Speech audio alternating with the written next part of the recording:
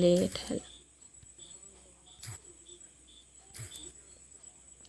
গাছ লাগান, প্রাণ বাঁচান, একটি গাছ একটি প্রাণ, এই চিন্তা মাথায় রেখে অভিনব উদ্যোগ নিয়ে এবার সবাইকে তাক লাগিয়ে দিলেন ঠাকুরানীচক গ্রাম পঞ্চায়েতের সদস্য হেমন্ত দাস। তিনি তার ছেলে দীপ দাসের জন্মদিন উপলক্ষে বৃক্ষরোপণ কর্মসূচির সাথে সাথে প্রায় 100 জন ছাত্রছাত্রী সহ অভিভাবক অভিভাবিকা সহশিক্ষক শিক্ষিকাদের খাওয়া দাওয়ার বন্দোবস্ত করেন। জানা গেছে দীপ দাস ঠাকুরানীচক বাগপাড়া প্রাইমারি স্কুলের 5ম শ্রেণীর ছাত্র। যেহেতু এবছরে দীপ দাসের প্রাইমারি স্কুলে পড়া শেষ, তাই দীপ দাসের বাবা হেমন্ত দাস এই অভিনব উদ্যোগ গ্রহণ করেন। এই অভিনব উদ্যোগকে এলাকার সাধারণ মানুষ থেকে বুদ্ধিজীবী সকলেই সাধুবাদ জানিয়েছেন। এ বিষয়ে কি বলছেন দীপ দাসের বাবা হেমন্ত দাস?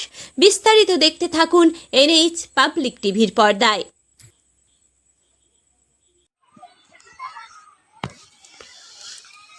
বলুন, আপনি আপনার স্কুলে আজকে কিসের অনুষ্ঠান আছে, একটু বিস্তারিতভাবে যদি বলেন। আজকে মূলত আমার ছেলে দেবদাস বাগপাড়া প্রাথমিক বিদ্যালয়ের ছাত্র, ক্লাস 5-এ পড়ে। এবছরই তার এখানে লাস্ট। তার জন্মদিন উপলক্ষে আজকে এখানে স্কুলে জন্মদিন পালন করেছি ছাত্রছাত্রীদেরকে নিয়ে। এটা খুব ভালো প্রস্তাব। আপনি স্কুলে তাহলে ছেলের জন্মদিন পালন করছেন, তাই তো? হ্যাঁ, সাধারণত আমরা দেখে থাকি যে ছেলের জন্মদিন বাড়িতে কিংবা লজে কিংবা কোথাও ভাড়া করেই করে হয়, বা গ্রামেগঞ্জে আমরা সেটা দেখে থাকি সচরাচর। আপনি স্কুলে করবেন জন্মদিনটা, এরকম মনোভাবটা, বা আপনি স্কুলে করতে চাইলেন, এর কারণটা কি? দেখুন, এই কারণটা অ্যাকচুয়ালি এর উৎসটা আমার ছেলে।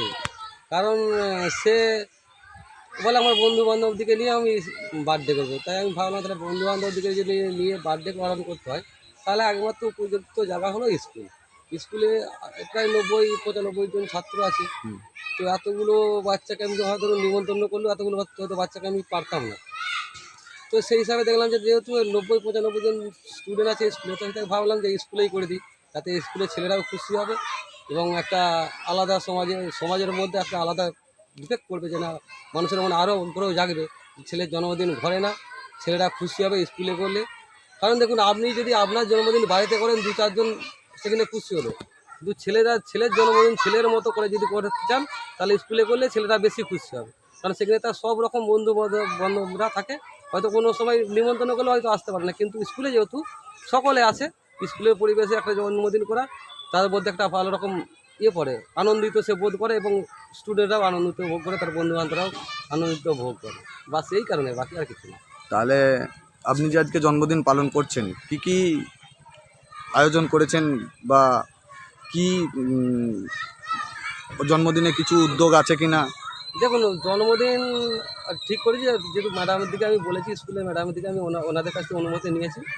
আমি এর আগেও করেছিলাম, আর এইবারে যেহেতু ছেলে পরের বছর ক্লাস 6-এ চলে যাবে, তো এবারে উদ্যোগটা একটু আমার একটু আলাদা রকম নিয়েছি, যে স্কুলের সব ছাত্রছাত্রীরা এখানে খাওয়া দাওয়া করবে এবং অভিভাবকরাও কিছু থাকবে।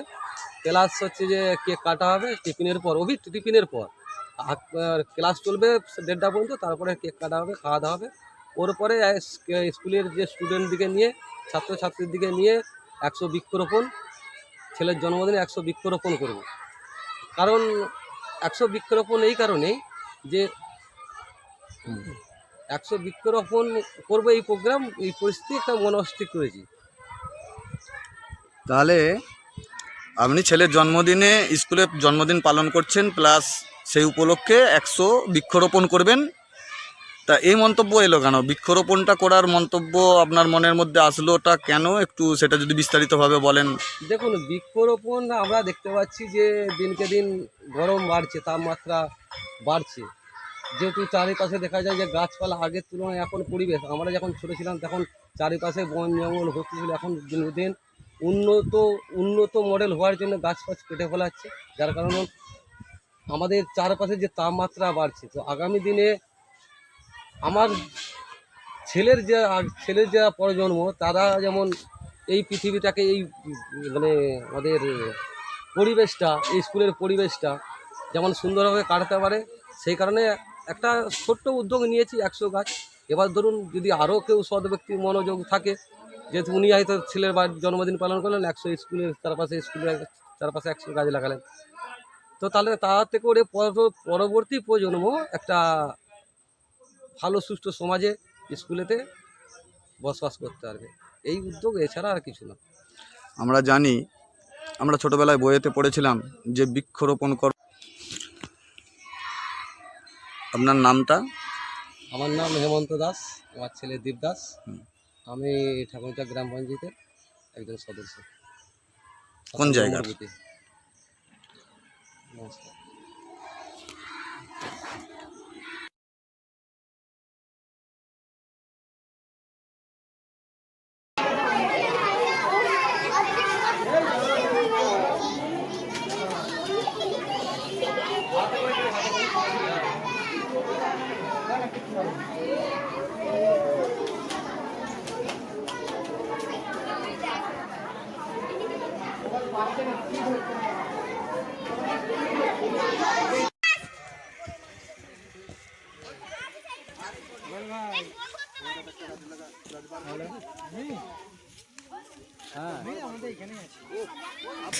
ফোকাস হেভি বড় গাছ বের করেছে, ওই ফোকাসকে গাছ বের করতে বলেছে, বড় গাছ ছোট একটা গাছ বের করে দিচ্ছে।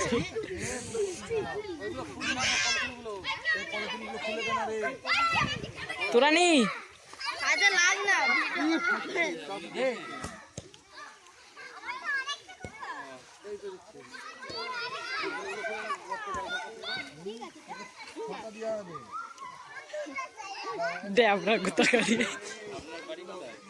হুগলি জেলার সেরা ডিজাইনের সম্রাট রাজ মার্বেল হাউস। টাইলস ডিজাইনের ওপেন চ্যালেঞ্জ রাজ মার্বেল হাউস। মার্বেলের কোয়ালিটিতে সেরা, দামে কম, মানে রাজ মার্বেল হাউস। ঠিকানা ঘোষপুর দুয়াদণ্ড মহিলা সমিতি।